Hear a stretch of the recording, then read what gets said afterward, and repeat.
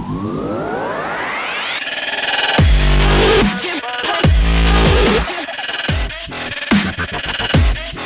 the University of Glasgow, that's in the UK, Scotland. So I'm a researcher, and my main interest is scaling distributed systems, right? So, and this is happening on commodity hardware. In particular, I'm interested in commodity hardware because we have usually quite a lot of communication distances, and it takes time, and then this hardware is not actually reliable, so it can fail at any moment. And for the whole system to work continuously, we need to make sure that actually, it works while we have those failures. So I'm a researcher, and it means that I won't be able to give you first-hand developer experience, but I'll be able to give you a first-hand research experience on how to scale those systems. So I will start with some discussion of distributed systems in Erlang, and this is just for us to have a common ground of what we mean by Erlang, what is Erlang actually, and what I mean by distributed systems. I will then talk about the work that we do at Glasgow University, and this is with scaling robots, and there are two systems I will talk about. This is Rose and Rosie. And the second thing is our work on scaling distributed Erlang, and it's SD Erlang. Right, so we'll start with the definition. What is a distributed system, right? Distributed system is when a system works on some common goal, right? And we have a concurrence of components, lack of the global clock, and independent failure of components. But there are quite a lot of misconceptions, I would say, what a distributed system is. So the first thing is everything is actually a distributed system, right? Because we work with internet and we can say, well, everything is. And actually the key phrase here is common goal. There are quite a lot of different chat sessions or like Slack, WhatsApp, Vibe, and you work with quite a lot of those. And you can say, well, we talk with those two people, for example, more people, and we actually think that this is a distributed system, right? We all talk, it's a distributed system, but actually the way it works is that we don't actually, on WhatsApp, for example, we don't talk to each other. We rather talk to a server, right? And for us, it's just a single box that handles all our communications and everything that we're talking about. But actually, it's a whole big system over there behind it. It's a set of servers that do all sorts of things for us. For example, keep our clients or people we talk to and provide us whether they're logged in or not. And they synchronize all our data across different devices and so on. So what is, it means that this part is not a distributed system. It's a client-side with peer-to-peer connection with the server. But the server is a distributed system. Another thing is about distributed system is that network is a must. We must have a network to have a distributed system. Well, actually, it's not truth either. Because again, with a common goal, we can have a distributed system on a single server. And so we can have different virtual machines, and they talk to each other. And it means that, yes, we don't need to have a network, everything just on a single machine. The reason people go distributed, there are actually two. The first one is fault tolerance, and the second one, we want to scale. And to go distributed, we can go either hardware distributed or software distributed. So software distributed is, just imagine we have a machine, right? And we use just one VM on that. But imagine you have quite a large machine over there. And it means to utilize its resources, you will actually put the whole huge VM on there. But what it means is that if that machine fails, or something in that machine fails, then your whole VM will crash.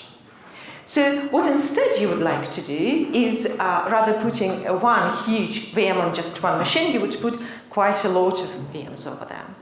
Which means that if one of them fails, you just restart it. It also means that if one of the chips there fail, and if you assign some VMs to those chips, this means that you restart your chip, you restart your VM, and the whole system keeps working. You don't get a crash. Right. The reason we go distributed in... we can also go distributed in hardware. And the reason for that is we get more resources, and again, we have more reliable here. And this reliability, it goes not only against software failures, but also hardware failures. So the whole machine can fail, network may fail, and we still get connected. And an example of that is, of course, Amazon, right? So if Europe starts responding, we still have US who will keep providing the service. So why we go distributed is because of fault tolerance and scalability. But as Greg was saying a bit earlier, these are the most difficult things in the distributed system. So fault tolerance, enable fault tolerance and scalability in distributed system is really, really tricky thing. And of course, I'm not talking about embarrassing parallelism. It's when an application is just so good and parallelizing that, you know, the more resources you have, you know, this beautiful graphs that just scale beautifully. So I'm not talking about those scale systems, but a bit more complex. And the reason it's difficult to scale those systems and enable fault tolerance is because we may add resources, but it doesn't mean our performance will go up, right? And for example, our application just cannot handle all those resources. Right?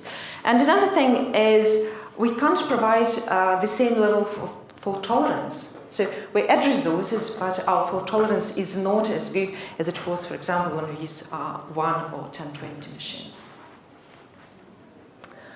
Erlang.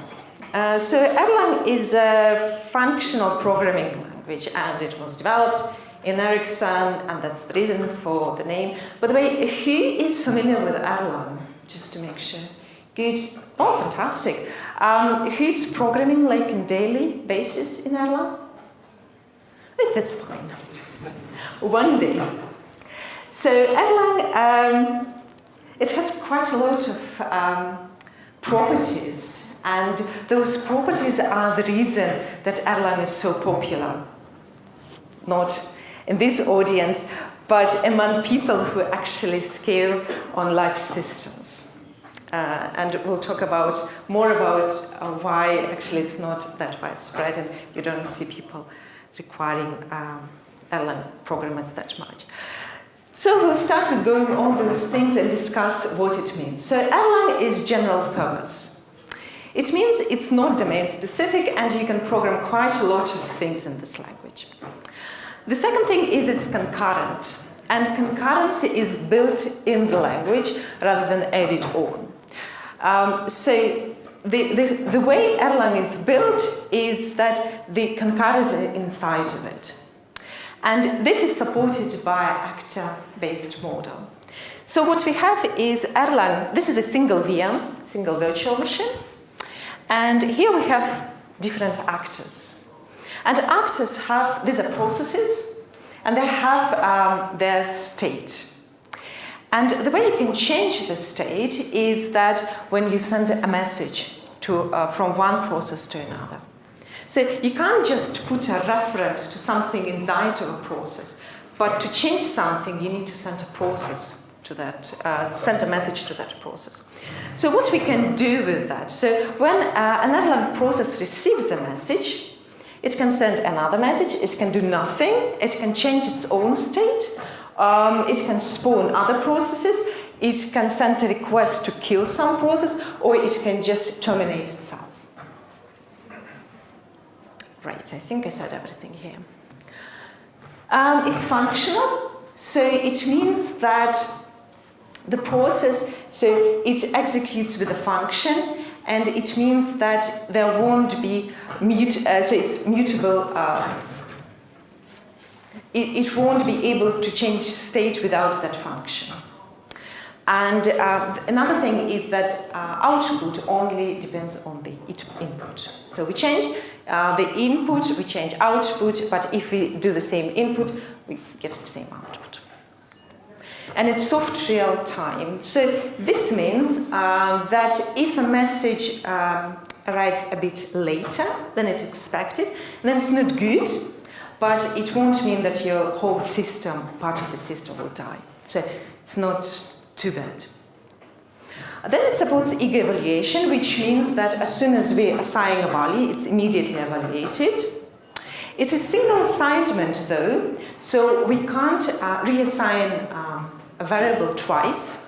And what this means is that, for example, we have a function, and we assign x2, and then we get 2, so x is equal to 2.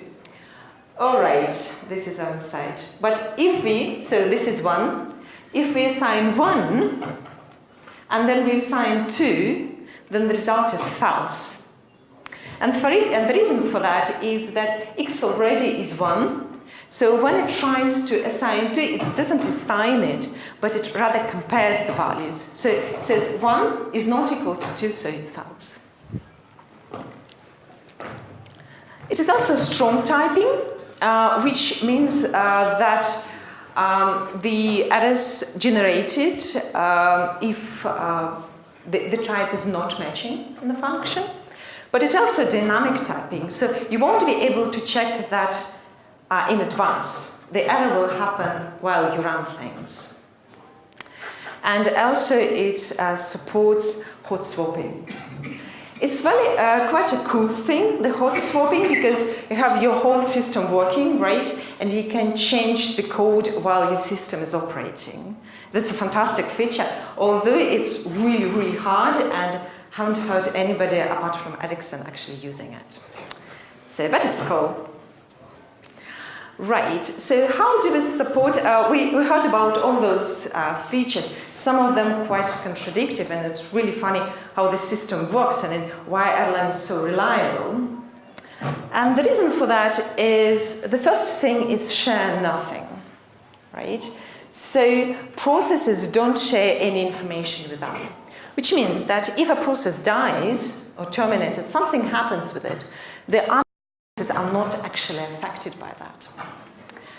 And this is supported by messages, because processes just interact with messages.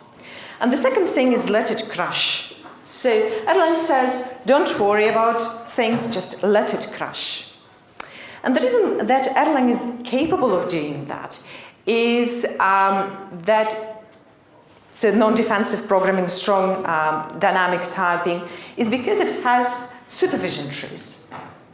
So although I'm allowing, for example, this process to die and supervising it, and I know immediately that a process is dead, and I need to act on that. So I need to do something. I need to restart a process, I need to kill all other processes and start from something again. I need to kill all my children processes myself and pass on the decision making to my supervisor. So there is an action on that. And the reason the killing of processes is so easy is because the processes are lightweight. So they're not this heavy and massive. So for example, it's quite typical for a typical laptop to have thousands of processes. It doesn't mean that we need to just create those processes for sake of having those processes because they take our RAM, but it means we can create them and kill them quite easily. And another thing is that we can register names. So for example, we register this name, and when this process dies, the whole VM is notified about that. And when we restart a process, it will have the same name as before. And we can keep communicating with that process. When we go distributed, it's just the same story, but we add two other things. We have global name registration and transitive connectivity, and I'll explain in a minute what it means.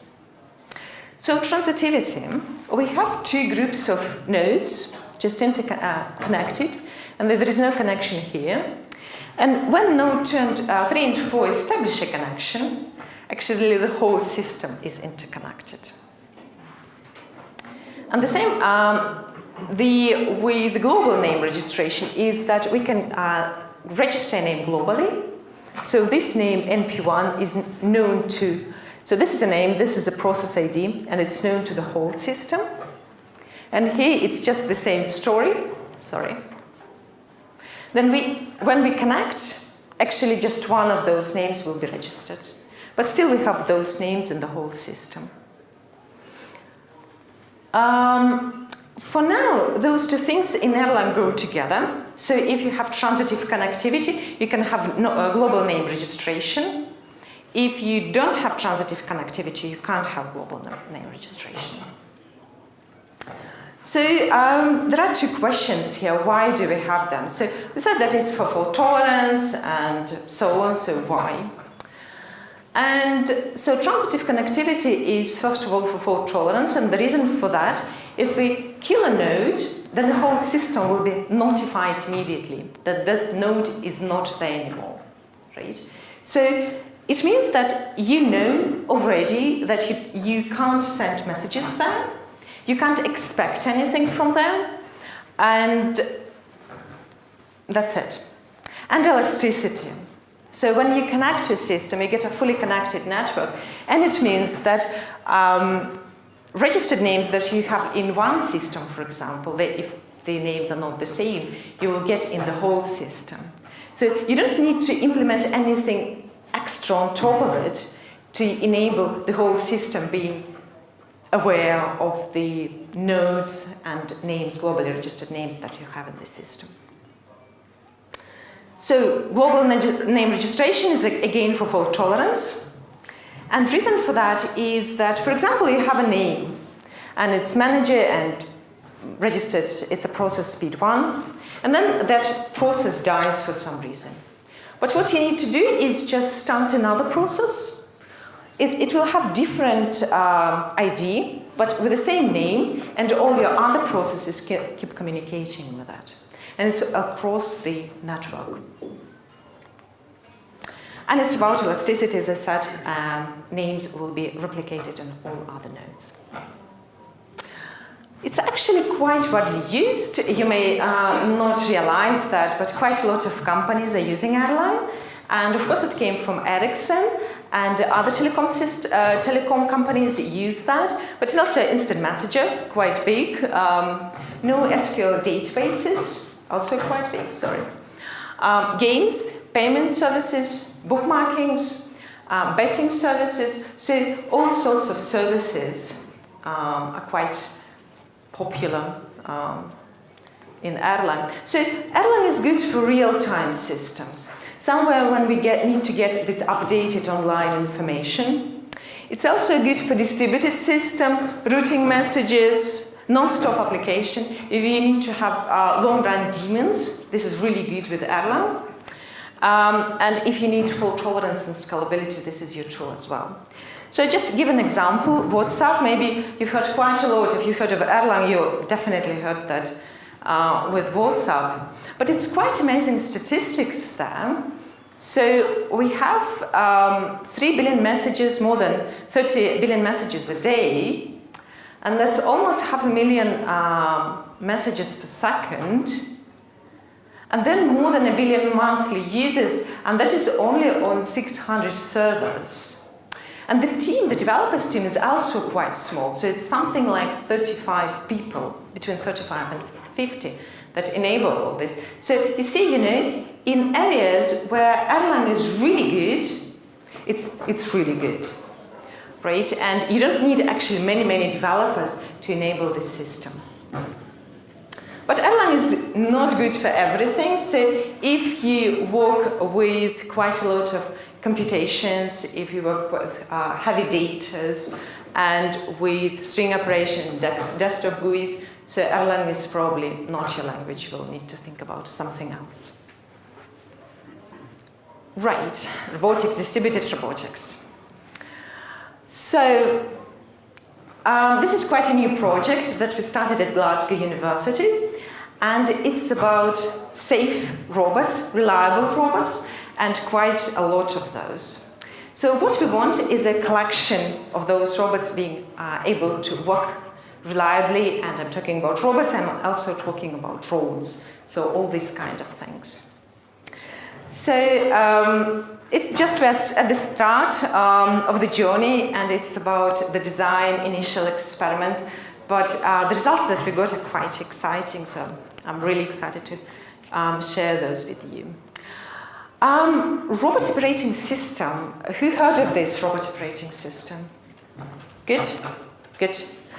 Not too many, but still. So, ROS is the most widely used operating system in robotics. And the reason for that is, they simplify the creation of complex and robust robots' behavior across a wide variety of robotic platforms. So it's a collection of tools and libraries and conventions that enable to build all sorts of robots. And it gives access to hardware drivers, generic robot capabilities, development tools, external libraries, so all sorts of things to make, to enable, to run your robot quite quickly, start from the ground.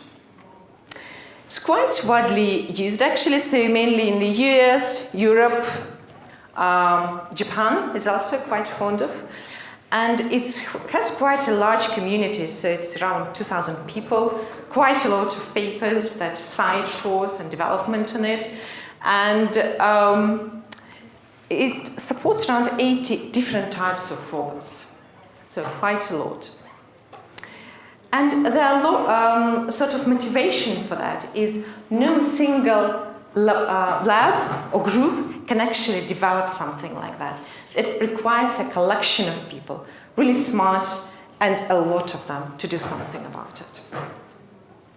So just a few things about ROS. ROS is similar to Erlang in that it also uses this modular thing. So we have these ROS nodes, and they're quite isolated, and we just can connect to them. And the thing here is, similar to Erlang, it's about writing once, using many times. So we have all sorts of nodes, and they're interconnected. The problem is this ROS master node. So actually, to enable all those ROS nodes talk to each other, they need to register themselves with the master node. And if master node fails, everything fails. Another thing, there is no actually reliability built in there. So if ROS node fails, something there, that you don't notice it immediately. There are ROS launch things that can help you to restart it, but it won't happen quite quickly. It may take time, and while ROS tries to restart itself, it actually may fail all other nodes. So in the end, what you'll get is the ROS robot just freezes. So it's not suitable for long-term and autonomous operation. And what we do is we want to introduce ROSI. So ROSI is ROS integrating Erlang. And what it means is that we keep all these good and fantastic things of ROS, but we change its communication model. So instead of using what ROS has at the moment, we use Erlang there. So we preserve ROS, replace communication layer, remove ROS master node, and we don't try to rebuild everything from scratch. So we did some preliminary computation, and what we did is, on a single laptop, we did face tracking with that camera, Logitech, and it can pelt, tilt, all sorts of things, so it can actually track the movement of a person. We used quite a lot of off-shelf drivers and libraries and all sorts of things. So how we implemented that is we had two systems, one using ROS, another using Erlang. So we didn't write our own libraries, we reused them, and all of them are actually written in Python already. And we did the communication. So we have this master node. It will get all the information from the camera. Then we would distribute to the ROS nodes. They would do face recognition thing. Then we would say to this information back to the master. Master would merge the information and, well, camera would move, right? But we will also see that on the screen what's happening, where the square thing is. And the same thing was in Erlang, apart from the communication now in Erlang. So we'd get information, then we pass it information using Erlang processes, then do the execution using Python libraries, then we would pass this information back to Erlang, and then back to Python that can display and tilt the camera. So just a bit of configuration, what we were using there. It was a typical laptop with quite typical architecture. We had 64-bit Ubuntu, ROS Indigo, Erlang or OTP 18 at the time, and OpenCV. And we've got quite nice data over there. So the first thing is Erlang scales actually much better than ROS. So Erlang scales to 700 processes, so the quality will be much better than in ROS, while ROS scales to 200. And both these failures are due to lack of RAM. So we exhausted all our RAM and we couldn't stand any more ROS nodes there. Then just to understand, so the second funny thing, so I told you about the grid thing. The bad thing is that actually the time Erlang uses is longer. So what we have there, we have number of nodes, and it's either ROS or Erlang processes. And Erlang scales better, but look at the time, it takes quite a lot of time to do that. And ROS, while it's quite slow, it's still quicker. So what we did next is we thought, let's analyze what sort of processes we got there. So this is a ROS example, and what we have here, this red one is the total, and the rest are, so this one is, these two are communication, so how long it takes to communicate. And this one is actually the detection, phase detection algorithm. So I'm sorry they're over there, but.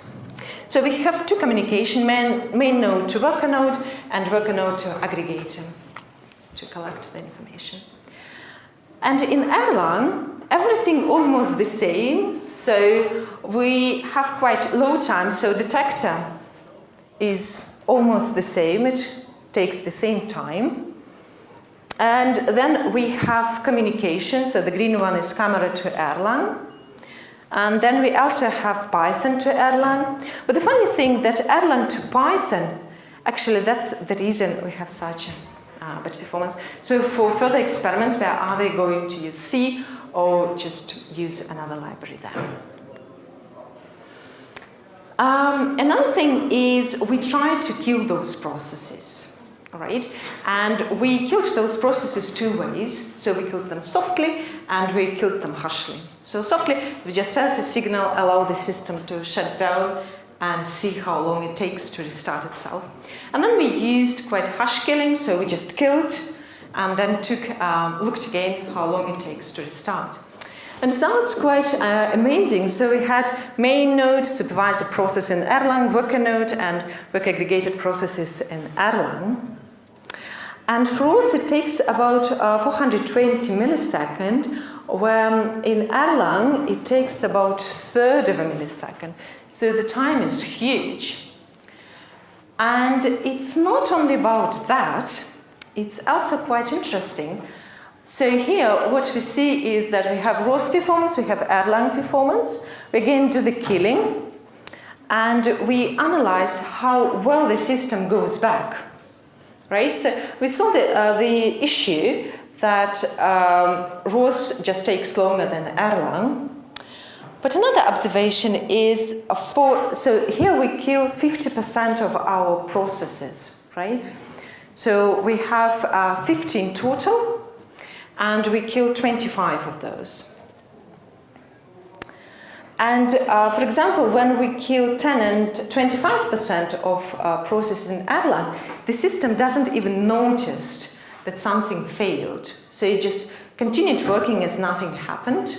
Well, ROS, it would notice but go back. So the green one is how this square thing should go when you see it on the screen and how camera should move around to forward the face. And what happened if you kill 50% of those processes, ROS does notice the difference, it starts to perform slower, but then it just can't recover. So eventually, it will just fail. Well, with Erlang, it noticed that something was wrong, but then was able to return and continue working. So take away messages from that is that it's not only about time, how long it takes to recover, but it's also about how the system actually notices those things, right? So if the recovery time is that quick, you may even, your system may, or your users or whoever, they even may not notice that your system actually went down that dramatically. Right, so the further details, if you're interested, we wrote some paper in Erlang. Please have a look at it. It's also it's available from our website, so you don't need to pay anything to read that. So some future work, where at the moment we're expecting results from UK funding agency and hope to continue it, and the plan is quite interesting. So we have 9 of those car-kit robots by now, and we're starting experimenting with them. Unfortunately, not much results there, so I can't share them yet. But if the project goes ahead, we get 50 car-kit robots, 5 drones, and one of the experiments includes, running all of them together, seeing how that works. We also have 2 a bit larger robots, and there's a Buxton, and so we can't modify what's inside of it, so it will be nice to see how ROS works with Rosie. And another thing, so this one is really huge robot. It's actually 2-fold clothes, and it's really slow and it's massive. So we'll see how Rosie works with scaling those and accelerating the work of those huge robots. Right, the second work I'm going to talk about is scaling distributed Erlang. So, distributed Erlang. The difference from just an Erlang is that we have this transitive connectivity and global namespace, and they're really good, and we really need them to enable elasticity, fault tolerance of distributed systems. But it works quite well when we have a small system. But imagine, thousands of nodes trying to monitor each other and then trying to share this information. And global information, it's not only about Erlang's own function, like global, register global, but it's also about all those RPC calls, all sorts of things that we do to synchronize the whole system. So when I talk about global namespace, please keep in mind all sorts of global synchronization that you may do or want to do in your application.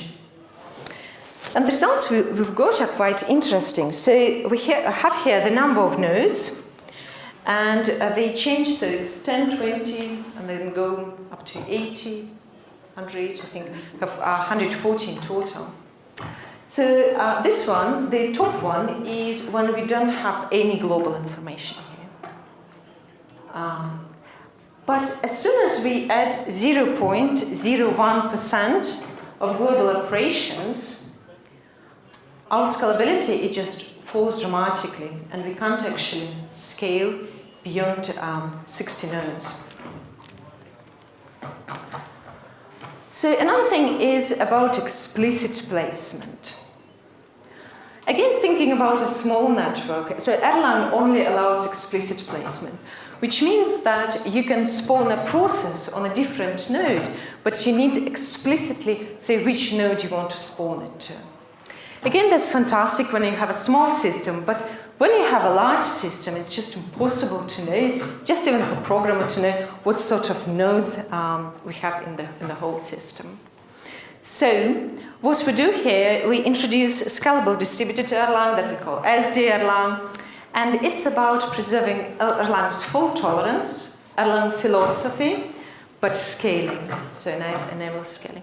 And do two things here. So for network scalability, we introduce S groups, and for explicit process placement and resource awareness, we do semi-explicit placement. So today, I will talk only about network scalability. I will not go to the semi-explicit placement. Right. So in distributed Erlang, you have two types of nodes, and these are the top two.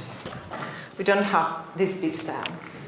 We have free nodes, and these free nodes, they all interconnected, and they share the namespace. So as soon as you register a name here, it will be replicated to the whole system. But we also have hidden nodes. And these hidden nodes, they are not sharing connection with anybody. They just by themselves. And if you register anything there, it will just remain there. It won't share with anything. So what we introduced overlapping S groups. And what we have here is that nodes within an S group share information, are interconnected, but they won't share this with other nodes they connect to. They can overlap, but these nodes won't share information to any other node other than within their S group. So what it means, we saw this in distributed Erlang, right? So we have two groups, we connect them, we get a fully connected network. In S group, we have two groups, we connect them, and we just get those two groups where two nodes are connected. That's it. And again, if we look at the names, here we have two names registered under the same name. Then we connect, and we have just one of those names, and that name is just random, just one of those bits. In S group, we have names registered, but because those names are now associated only with the group, so these names are now different. And when we get two groups, the names just remain the same way. So to analyze our result, I won't go too much into details, but to tell you some of the quite exciting results that we've got. We did a few benchmarks. So DE bench, it's based on Pasha bench, and it's about how particular function or call just perform, just that one. Then we have orbit. It's a symbolic computation, and it's quite useful and often used when you want to do. Orbit resembles distributed databases. Then we have ACO, and this is combinatorial optimization, and it's very good with scheduling, these kind of things quite often. And then IM, Answered Messenger.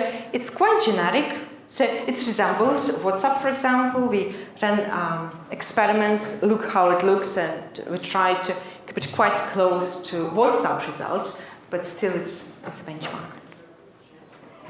So the first benchmark was on shared namespace, and we used it on the D bench. So what we have here is we have throughput, we have number of nodes changing from 10 to 100, and then we had red one is distributed Erlang, and we have green one, which is scalable distributed Erlang. And we add 0.1 global operations. And while distributed Erlang scales only to 40 nodes, distributed Erlang keeps scaling, which is quite nice. And the reason for that, of course, is that we don't replicate those names. The second one was Orbit. So Orbit again resembles distributed databases. And what we see here is that we have a fully connected network, and we have a master node, we have worker nodes. So we start computation from worker node and then distribute it. Just spawn many processes, spawn them to worker node. In SD Orbit, it's a bit more complicated. We have master node, which starts, and then we spawn to submaster node, and submaster spawn to worker processes. And if a worker process needs to communicate or spawn another process to, for example, a node to another S group, so it will go to the submaster, master, another subgroup, and the worker it wants to go to. So We have much less connections, but we also have some extra nodes that do nothing. And the results we've got, we actually count just the total number of nodes. So we don't separate worker nodes from all submaster or master nodes, we just put them together. So here we have number of nodes between 0 and 256, which give us a bit more than 6,000 cores. And here we have a speed up, so how much faster the program starts executing. Interesting thing to observe here is that while distributed Erlang goes a bit down, SD Erlang keeps going. So we don't have a perfect scaling there, that we just keep going. We stop at some point. But the interesting thing here is that we increased the number of elements. So we increased them from 2 million to 5 million. And distributed Erlang actually can't handle more than 5 million elements, while distributed Erlang keeps going. And actually, that was, we didn't realize it immediately, and we used a server at EDF, and this was over the weekend. We ran the experiment over the weekend, and we managed actually to shut down around 140 nodes there, and then we were asked to stop running those experiments because EDF can't afford losing more than 100 nodes every time, every 5 minutes, as we run the experiments. So the next one was ACO, so and colony optimization, right? This is when we want to do the scheduling, this kind of things. So the way we implement it is that we have a master process that initiates those things. Then we have all sorts of different colonies, and we put them on different nodes. And this is 2-level, because we have sort of master, and then we have this 2-level tree, I would say, that connects all other nodes. And then we have multi-level, so we have a master on the top, then submaster, so we get this, tree that goes to colony nodes. We also have 2 others, so this is multi-level, but we also have GR, this is global registration, and S-group registration. So the difference between them is that global registration will get all those nodes connected, and in S-group there will be groups around. So here, and submaster nodes, so the nodes will be grouped into groups. So results we got also were quite optimistic. So we have from 0 to 250 nodes, it's 6,000 cores. Then we have here execution time between 0 and 16 seconds. And we have all our different versions. So 2-level SEO is that when we have a single master, we have all sorts of nodes, and this is the red one. So it's sort of okay. Multi-level ASO performs a bit better, so it's the black one. The multi-level is the one when they have a tree. So the reason it performs a little bit better is that we don't bottleneck the master node, right? We have this tree now. Then we have global registration, and this is where we have all these names registered to all nodes. And then we have S groups that actually goes quite flat. So the thing here is that we have global names, again, we have less connections, but we have extra more nodes, but still because we maintain less connections and we group nodes, we register information on less number of nodes, we get a better performance, which was nice. And the last one is IAM, so it's a chat. And this is the server side, so what we did there. So routers, we get routers. So the thing here is that we didn't actually implement the client side. We did only the server side. And another interesting information here is that actually the hardest work was to implement this traffic generator. rather than the server side. And this one just shows you all the connections. So these are nodes, all sorts of nodes, and they're just all interconnected. The reason we just interconnected them to show you the dramatic impact of how many nodes we need to maintain. And that one is as group, so we group nodes and we have significantly much less connections. So what we did here, this experiment is on fault tolerance. So we have our global names, we register them, and then we start killing processes. So we have up to 12 server nodes, and this is time, and this is the throughput. So we have a bit more than a million messages per second, per minute, on the 12 servers. And what we observed here is that we have two versions, distributed Erlang, SD Erlang, and first we did no failures. And that was performing okay. Then we started killing processes every 15 seconds. So on every server, every 15 seconds, we would kill a process. And then the performance was the same, so we thought, okay, let's increase it. We're killing every 10 seconds, every 5 seconds. The performance stayed the same for both versions. Then we said, okay, well, maybe processes, there are too many of this, they don't have impact. Thank you.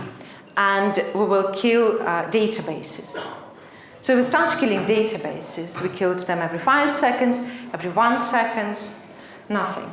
So the takeaway message here is that Erlang is just fantastic for ions, and we didn't realize how good it is. So it doesn't face any scalability issues at this level. It performs just beautifully, and our SD Erlang preserves this fault tolerance. There are some papers here, and future work is, at the moment we haven't introduced routing mechanisms, so the routing must be done by hand, which is not good, and remote supervision, so to supervise processes from different groups, and we hope to do that soon.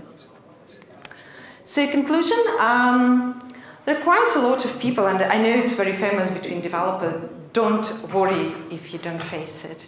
I totally agree with you, you don't need to worry if you don't face the issue, but do consider it, what you need to do for fault tolerance, what you do to do for scalability, at least if you go a factor of 10 larger.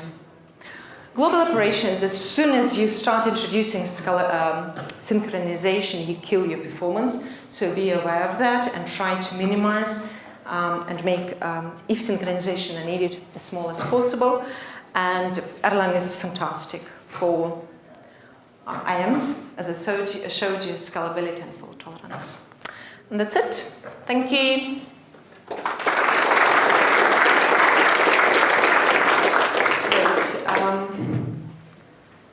Auto discovery, which algorithm? Right, so auto discovery happens on the VM level. So you don't need to do anything. There is a command that is called node connected, or just nodes, and will give you a list of all nodes. So you don't need to implement that yourself. It's in the VM. They did it for you. I think I can comment on that. Yes, please. Do you need a mic or just talk like this? Okay, so I think that question is referring to how do actually nodes find each other. Yes. If my memory serves right, on the first ping to a foreign node, you have to know the one node of the cluster. The node that you're connecting from, it goes to a well-known port, which is EPMD, so Erlang Process Manager something, which says which nodes are available on that host. And then the second call, it will create a TCP connection to one of the nodes. It will connect to the node, to one of the nodes in the cluster. As a result of the connection, the node will return the list of all the nodes in the cluster, and then the callee will call the rest. That's if my memory serves right. I'm checking the source, but I wasn't able to find it in 5 minutes. That's my, if I remember correct, that's it. Thank you. Is there any algorithm which deals with the crossing pin, or it's just a central point of the all registrations? So each, maybe one. Right. So this is a distributed system. So what they do, they replicate data. Right. So each VM. So this happens on the VM level, and they just replicate this information and pass it down. So there is no if something, what you mean I suppose is that the if is they're centralized. So if that centralized thing fails, will everything fail? Well, no, because it's again distributed and it's replicated. So if something fails, it can receive information just from another source and another node. Do we have much time left? 7 minutes. Not really, but we have Yeah. 10 minutes. Okay, right. So I can't respond on that one. Can you compare SD Erlang with Microsoft Orleans? Because I'm not familiar actually with Microsoft Orleans, but I'll have a look and I'll definitely answer that one. So Erlang is good for long-running daemons, but not for string parsing.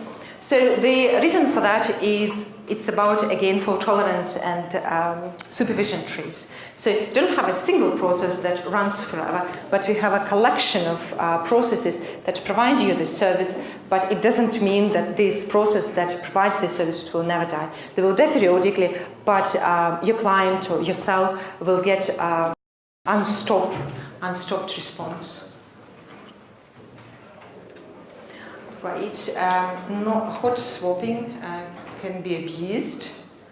Well, I suppose everything can be abused, right? And it's all about using the right technology and using it correctly. So if you really need hot swapping, that's quite a lot of pain, but if you need to implement that, Erlang is there, and there's quite a lot of literature on how to implement those things.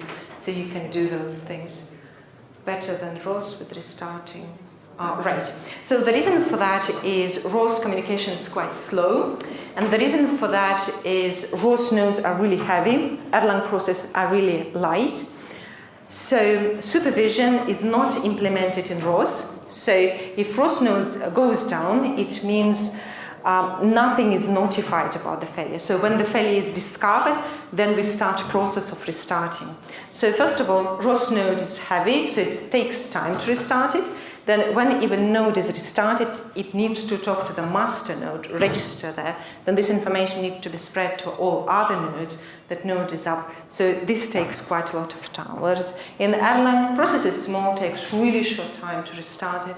And there is no global registration. So what we only need to do is to establish back connection between those Python and Erlang processes that we're using. What was the title of your paper? Right. Which one paper? And I think I will just put the links to the websites that talk about the information, and you can find the papers and all the titles, up-to-date information there. Thanks again.